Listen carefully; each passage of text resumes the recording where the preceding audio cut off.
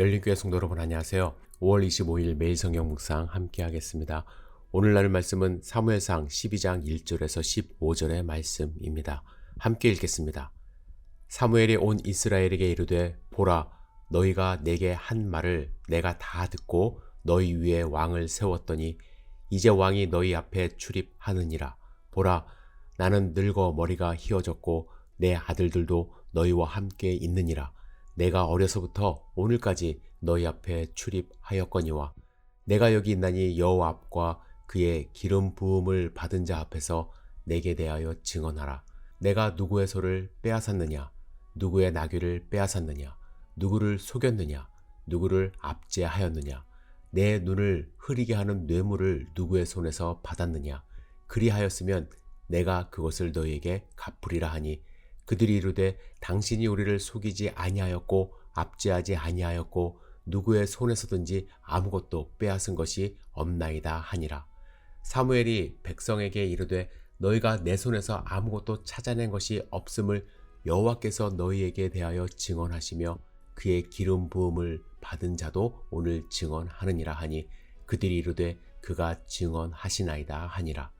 사무엘이 백성에게 이르되 모세와 아론을 세우시며 너희 조상들을 애굽 땅에서 인도하여 내신 이는 여호와시니 그런즉 가만히 서 있으라. 여호와께서 너희와 너희 조상들에게 행하신 모든 공의로운 일에 대하여 내가 여호와 앞에서 너희와 담론하리라. 야곱이 애굽에 들어간 후 너희 조상들이 여호와께 부르짖음에 여호와께서 모세와 아론을 보내사 그 두 사람으로 너희 조상들을 애굽에서 인도해 내어 이곳에 살게 하셨으나 그들의 하나님 여호와를 잊은지라. 여호와께서 그들을 하솔 군사령관 시스라의 손과 블레셋 사람들의 손과 모압 왕의 손에 넘기셨더니 그들이 저희를 치매 백성이 여호와께 부르짖어 이르되 우리가 여호와를 버리고 바알들과 아스다롯을 섬김으로 범죄하였나이다. 그러하오나 이제 우리를 원수의 손에서 건져내소서. 그리하시면 우리가 주를 섬기겠나이다 하매 여호와께서 여룻바알과 베단과 입다와 나 사무엘을 보내사 너희를 너희 사방 원수의 손에서 건져내사 너희에게 안전하게 살게 하셨거늘 너희가 암몬 자손의 왕 나하스가 너희를 치러 옴을 보고 너희의 하나님 여호와께서는 너희의 왕이 되심에도 불구하고 너희가 내게 이르기를 아니라 우리를 다스릴 왕이 있어야 하겠다 하였도다. 이제 너희가 구한 왕 너희가 택한 왕을 보라. 여호와께서 너희 위에 왕을 세우셨느니라. 너희가 만일 여호와를 경외하여 그를 섬기며 그의 목소리를 듣고 여호와의 명령을 거역하지 아니하며 또 너희와 너희를 다스릴 왕이 너희의 하나님 여호와를 따르면 좋겠지만은 너희가 만일 여호와의 목소리를 듣지 아니하고 여호와의 명령을 거역하면 여호와의 손이 너희의 조상들을 치신 것 같이 너희를 치실 것이라. 아멘. 오늘 본문의 말씀은 사울이 이스라엘 왕으로 취임한 상황에서 마지막 사사인 사무엘이 그동안 지속되어 온 옛 사사 제도의 종지부를 찍고 새로이 출범하는 제도의 권력을 이양하는 연설이라고 할 수가 있습니다. 그런 연설을 통해서 두 가지를 크게 말하는데 첫 번째는 자신이 그동안 사사로 재직했을 때 정직한 리더십을 발휘했음을 인정받고자 했습니다. 사무엘은 부패한 리더십을 5가지로 정의합니다. 소를 취하는 것, 나귀를 취하는 것, 속이는 것, 압제하는 것, 그리고 뇌물을 취하는 것. 이 중 3가지는 취하다라는 단어를 사용했습니다. 사무엘은 결코 백성들의 것을 취하지 않았다고 주장을 합니다. 이것은 반대로 사무엘은 백성을 위해서 평생을 바쳤다라는 의미가 됩니다. 그의 주장에 대해서 백성들은 당신이 우리를 속이지 않았고 압제하지 않았고 빼앗은 것이 없다라고 화답을 했습니다. 사무엘은 자신의 정직한 리더십을 인정받은 후에 하나님이 이스라엘 백성에게 행하신 사역을 강조하며 그들에게 왕을 세우신 것은 하나님의 잘못이 아니라 그들의 반역의 역사 가운데 그들이 선택한 것임을 명백하게 밝히고 있습니다. 사무엘이 이스라엘과의 관계에서 부끄러움이 없었던 것 같이 하나님도 이스라엘과의 관계에서 잘못이 전혀 없음을 강조하고 있는 것입니다. 사무엘은 이스라엘에 지금 왕정제도가 도입되는 것은 결코 하나님이나 사무엘의 직무유기로 인하여 생긴 일이 아니고 이스라엘이 하나님과 사무엘의 강한 반대에도 불구하고 단순히 자신들의 편의를 도모함으로써 생긴 것이라는 점을 지금 분명히 하고 있습니다. 사무엘은 출애굽 이후에 광야 생활 중에서도 하나님은 이스라엘과의 언약에 신실하셨고, 또 사사시대에는 그들이 이방신을 섬기다가도 여호와께 부르짖기만 하면 하나님은 사사를 세우셔서 이들에게 응답하셨음을 강조하고 있습니다.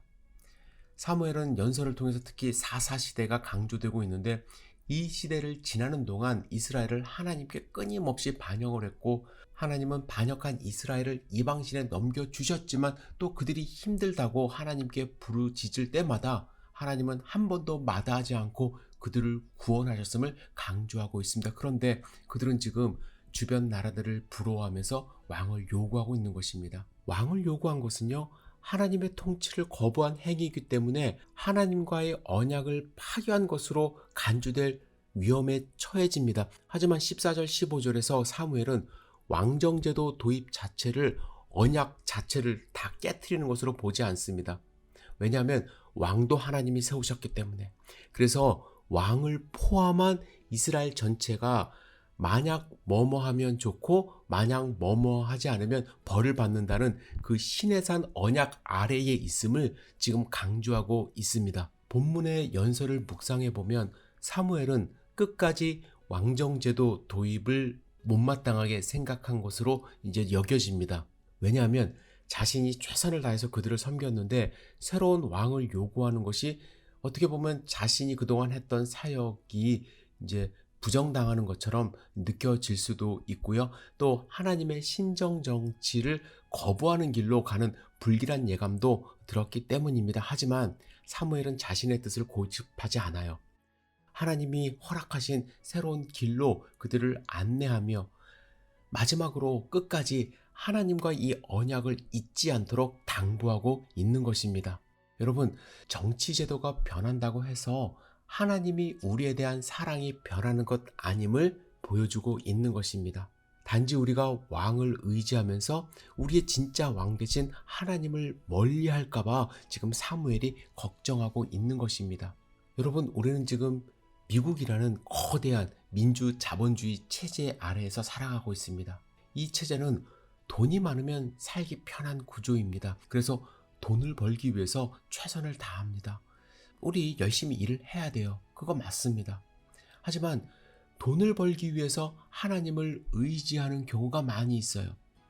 그래서 적당히 돈을 벌고 또 생활이 안정되면은 목적을 이루었기 때문에 하나님을 더 이상 찾지 않는 경우도 많이 있습니다. 그래서 교회는 종교 생활하는 곳이고 또 사회 관계를 갖는 장소로 변하는 경우가 많이 있어요.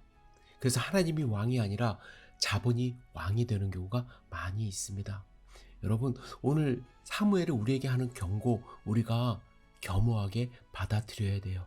여러분, 우리의 왕은 누구입니까?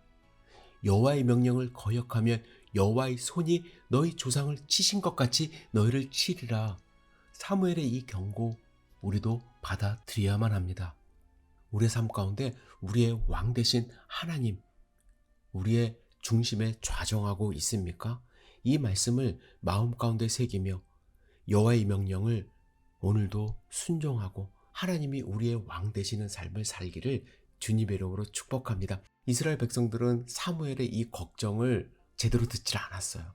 하나님을 왕으로 섬기질 않았습니다. 하지만 여러분, 우리는 하나님을 우리의 왕으로 섬기며 끝까지 하나님을 순종하는 귀한 삶 살기를 주님의 이름으로 축복합니다. 기도하겠습니다. 전능하신 주님, 오늘 사무엘이 이스라엘 백성들에게 한 이 연설문을 우리가 마음 가운데 새길 수 있도록 인도하여 주시옵소서. 그가 한 그 걱정, 우리의 삶 가운데 일어나지 않도록 우리를 보호하여 주시옵소서. 하나님을 우리의 왕으로 섬기며 오늘 하루를 승리할 수 있도록 인도하여 주시옵소서. 예수님의 이름으로 기도드렸사옵나이다. 아멘.